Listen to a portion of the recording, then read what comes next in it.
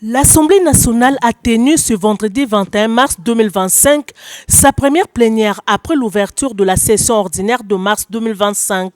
2 points étaient inscrits à l'ordre du jour, à savoir l'adoption du calendrier parlementaire et la prorogation de l'état de siège au Nord Kivu et en Ituri. Dans son allocution, le président de l'Assemblée nationale, l'honorable Vital Kamerhe, est revenu sur la situation sécuritaire dans l'est du pays, réitérant les soutiens du Parlement aux populations meurtries de l'Ituri, du Nord et Sud Kivu, ainsi qu'aux forces armées de la République et les Wazalendo. À mon nom et au nom de tous les élus du peuple, je tiens à leur exprimer notre profonde compassion et notre soutien plein et entier dans les preuves qu'ils traversent.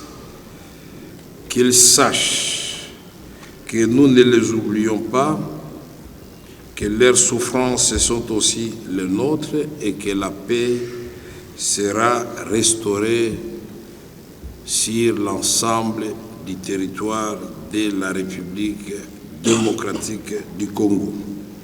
Après son adoption en conférence des présidents, le calendrier de la session a été soumis aux députés et validé. Il comprend des matières non législatives, dont la validation des mandats des nouveaux élus, l'examen des rapports des institutions et les contrôles parlementaires.